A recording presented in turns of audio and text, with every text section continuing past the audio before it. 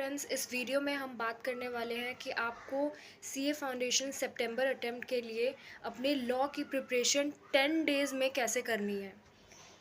First thing ये है कि अगर आपके पास 10 टू 12 डेज़ बचे हुए हैं तो आपको उन 10 दिन को अलॉट करना होगा। जैसे कि एक चैप्टर है, कॉन्ट्रैक्ट एक्ट है, तो आपको कॉन्ट्रैक्ट एक्ट में 3 दिन देना है। फिर बाद में पार्टनरशिप है तो पार्टनरशिप में आप 2 डेज़ दे सकते हो। सेल्स ऑफ गुड्स एक्ट है तो आप उसको 1 दिन दे दीजिए या फिर 2 दिन दे दीजिए। और फिर नेगोशिएबल है तो आप उसको 1 दिन दीजिए। ऐसे करके आपको अपने डेज़ को अलॉट करना होगा। और जैसे आपने कॉन्ट्रैक्ट एक्ट किया तो 3 डेज़ आपने उसको अलॉट किए, तो उन 3 डेज़ में आपको कैसे प्रिपरेशन करना है ये मैं आपको बताती हूँ। फर्स्ट थिंग ये है कि फर्स्ट डे में आपको अपने सारे आपके जो रिवीजन नोट्स हैं आपको उसको रिवाइज करना है पूरा अच्छे से। अब भले ही उसमें 4 घंटा लगे, 5 घंटा या फिर 6 घंटा, आपको पूरा अच्छे से सारा रिवीजन कर लेना है। उसके बाद जो डे 2 होगा उसमें आपको बैक क्वेश्चंस को रिवाइज करना होगा। बैक क्वेश्चंस को रिवाइज करिए, लिख के प्रैक्टिस करिए।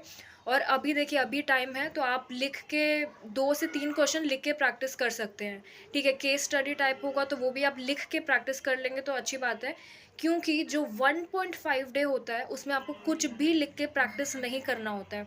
आपको सीधा रिवाइज करना और एग्ज़ाम देने जाना है। क्योंकि आपको पता ही है कि एक क्वेश्चन को लिखने में भी करीब 10 से 20 मिनट लग जाते हैं, जो कि हम लोग अफोर्ड नहीं कर सकते 1.5 डेज़ में।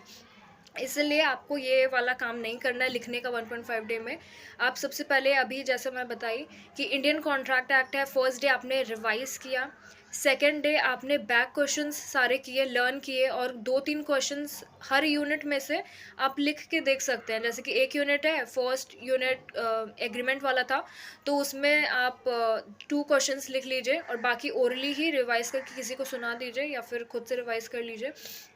फिर जो थर्ड डे होगा, आप लास्ट जो भी एमटीपी आरटीपी है, आपका जो भी आरटीपी निकला हुआ है, एमटीपी निकला है, उसको प्रैक्टिस करिए। उसके अगर आपने टेस्ट नहीं दिए हुए हैं, मॉक टेस्ट आपने नहीं दिया है, तो अब लास्ट मोमेंट में पैनिक करके कुछ नहीं होगा। अगर आपको नहीं भी आ रहा है तो क्रॉस चेक कर लो, आप क्वेश्चंस देखो, फिर बाद में आंसर्स, जो सजेस्टेड आंसर्स निकले होते हैं, आप उस सजेस्टेड आंसर के थ्रू आप उसको लर्न कर सकते हो।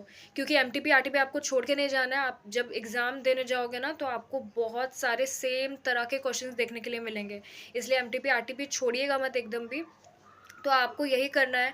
फिर सोगा हुआ, सेल्स ऑफ गुड्स एक्ट हुआ, तो सेल्स ऑफ गुड्स एक्ट के लिए भी आप यही करेंगे कि फर्स्ट डे आपने रिवाइज़ कर लिया। सेल्स ऑफ गुड्स एक्ट ज़्यादा बड़ा भी नहीं है, तो सोगा आपने फर्स्ट डे रिवाइज़ कर लिया पूरा अपने नोट्स से, ठीक है।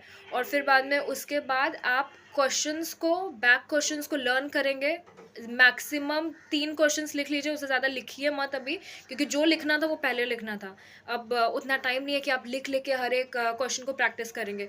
तो आपको लिखना है सिर्फ 1 से 2 क्वेश्चन, और फिर बाद में ओरली ही करिए। और साथ में जैसे आप लॉज कर रहे हैं एक दिन, तो लॉ के साथ साथ में आप कोई और सब्जेक्ट भी उठाइए। जैसे कि आप लॉ बहुत देर से कर रहे हैं, आप बोर हो गए, तो आपको रेस्ट नहीं लेना है, अभी रेस्ट नहीं लेना है। रेस्ट लेने की जगह आप दूसरा सब्जेक्ट उठा लीजिए, 5-10 मिनट का ब्रेक लीजिए, फिर उसके बाद दूसरा सब्जेक्ट उठा लीजिए। कोई प्रैक्टिकल सब्जेक्ट हुआ, मैथ्स हुआ या फिर अकाउंट्स हुआ, आप वो कर सकते हैं। तो ये आपके लिए बेनिफिशियल होगा। 10 डेज़ को सबसे पहले अलॉट करना है कि आपको कौन सा चैप्टर करने में कितना दिन लगेगा, बिकॉज़ ये आपको ही पता है कि आपको इंडियन कॉन्ट्रैक्ट एक्ट करने में कितना दिन लगेगा, पार्टनरशिप करने में कितना दिन लगेगा। तो इस हिसाब से अलॉट करिए।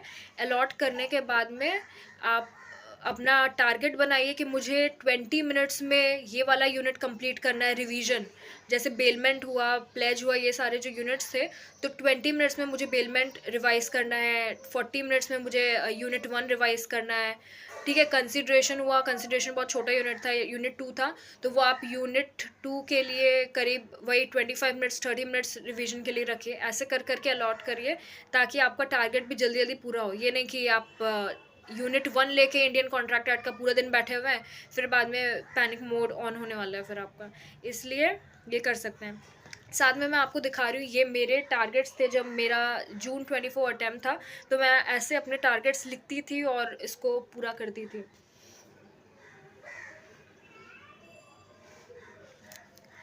So thank you so much. अगर आप सीए का सितंबर अटेम्प्ट दे रहे हैं या फिर जनवरी अटेम्प्ट दे रहे हैं, आपको कोई भी तरह की प्रॉब्लम है या कोई भी तरह की क्वेरी है, तो आप मुझसे कमेंट सेक्शन में पूछ सकते हैं। Thank you so much.